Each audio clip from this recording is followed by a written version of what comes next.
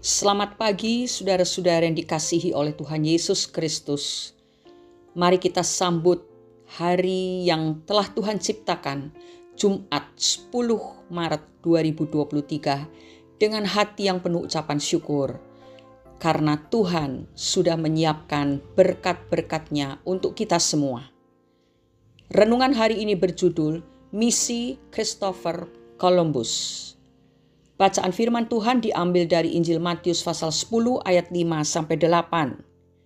Yang akan kita baca sekarang adalah Yohanes pasal 15 ayat 16. Demikian bunyinya. Bukan kamu yang memilih aku, tetapi akulah yang memilih kamu, dan aku telah menetapkan kamu, supaya kamu pergi dan menghasilkan buah, dan buahmu itu tetap, supaya apa yang kamu minta kepada Bapa dalam namaku diberikannya kepadamu. Saudara-saudara, tentunya kita semua tahu Christopher Columbus, si penemu benua Amerika. Orang Amerika menggambarkan Columbus sebagai penjelajah yang cerdas, progresif, dan sukses.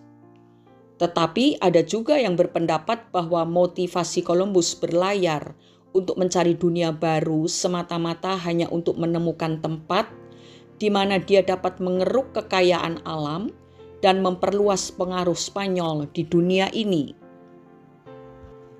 Apakah hanya itu motivasi yang memacu semangat Columbus sehingga dia mau mengarungi lautan lepas?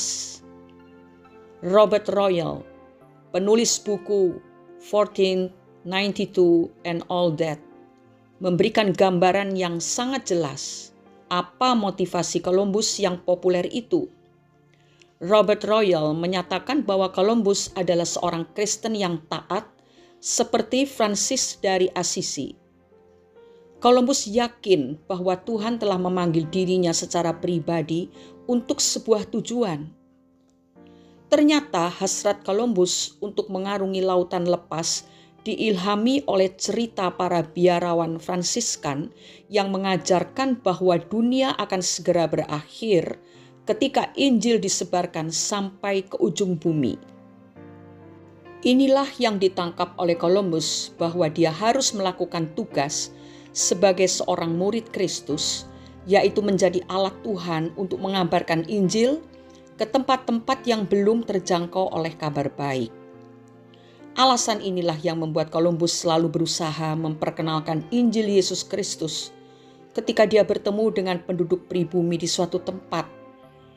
Columbus adalah seorang hamba Tuhan. Itu dapat dilihat dari pernyataan yang pernah dilontarkannya. Dia berkata, Tuhan membuka pikiran saya bahwa kenyataannya orang bisa saja berlayar dari sini ke India, dan dia memberi saya kerinduan untuk menyelesaikan proyek itu.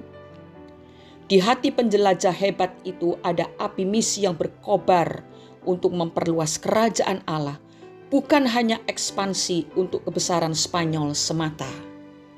Saudara-saudara, kiranya kisah dari Christopher Columbus ini mengajak kita untuk memeriksa apa sebenarnya motivasi kita dalam mencapai sesuatu di dunia ini.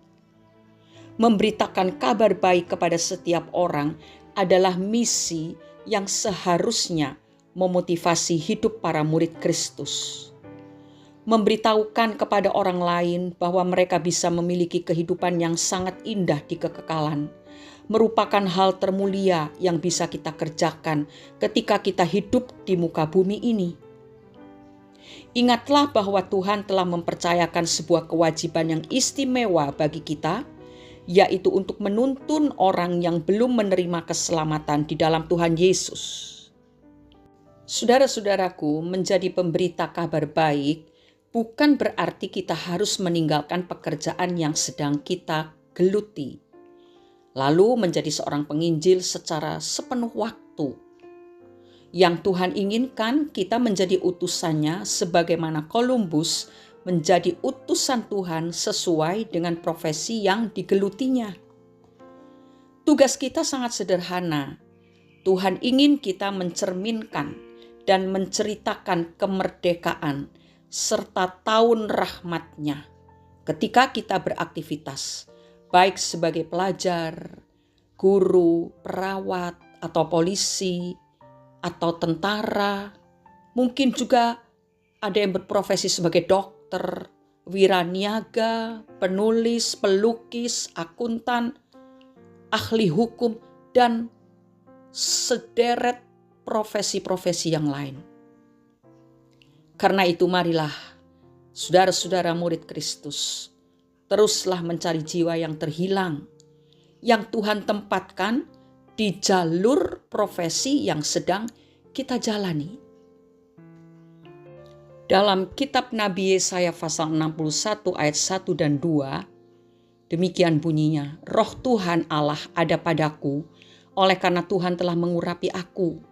Ia telah mengutus aku untuk menyampaikan kabar baik kepada orang-orang sengsara dan merawat orang-orang yang remuk hati, untuk memberitakan pembebasan kepada orang-orang tawanan dan kepada orang-orang yang terkurung kelepasan dari penjara, untuk memberitakan tahun rahmat Tuhan dan hari pembalasan Allah kita, untuk menghibur semua orang berkabung.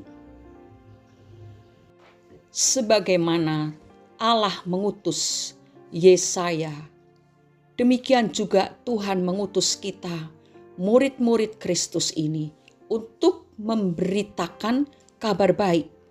Sebab di sekeliling kita sangat banyak orang-orang yang sengsara, orang-orang yang remuk hati, orang-orang tawanan, orang-orang yang terkurung dalam penjara, dan orang-orang yang berkabung. Mereka mengalami hal itu semua bukan hanya karena hal-hal jasmani. Mungkin mereka tidak punya uang, mereka miskin, tetapi banyak juga orang yang berkelimpahan dengan harta, tetapi hatinya tidak pernah merasakan damai sejahtera. Mereka semua memerlukan Yesus sebagai juru selamat yang membebaskan mereka dari kesengsaraan oleh karena dosa, yang memulihkan hati yang remuk oleh karena perbuatan-perbuatan jahat. Orang yang ditawan oleh iblis, terkurung dalam penjara, yang selama hidupnya menyimpan kebencian, kekecewaan, sakit hati, dan sebagainya. Dan orang-orang yang berkabung karena tidak pernah menikmati ketenangan. Mereka semua perlu kabar baik. Dan kitalah orang-orang yang diutus Tuhan untuk memberitakannya. Lewat kesaksian hidup kita, juga lewat kata-kata yang kita sampaikan kepada mereka.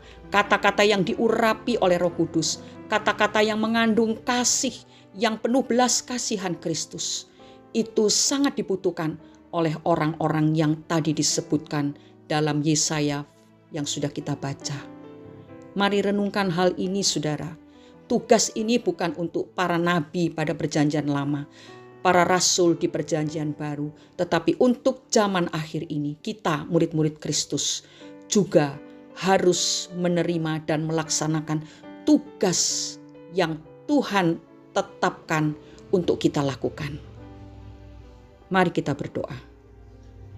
Bapa yang baik, yang bertakhta di dalam kerajaan surga, Bapa yang mulia dan layak dipuji dan disembah, kami bersyukur karena Engkau sudah berbicara pada kami pagi ini.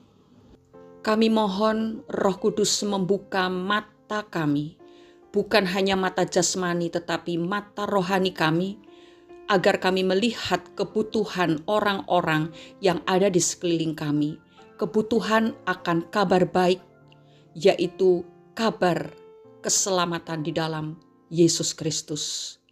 Berikan kepada kami keberanian untuk berbicara kepada mereka, dan tolonglah supaya kami juga memiliki kesaksian hidup yang bisa dilihat dan dirasakan oleh orang-orang yang sengsara, yang di dalam penjara, yang tertawan, yang remuk hati.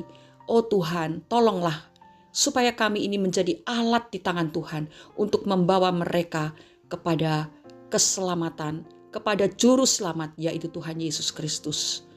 Urapilah kami ya Roh Kudus, supaya dimanapun kami berada, hidup kami ini berguna buat seseorang yang kami temui, mereka yang merana oleh karena dosa.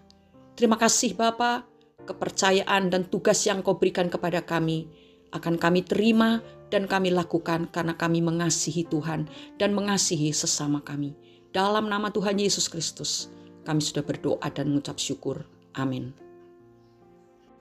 Yesus telah memanggil kita bukan hanya untuk datang kepadanya, tetapi juga untuk bekerja bagi Dia dan bersama dengan Dia.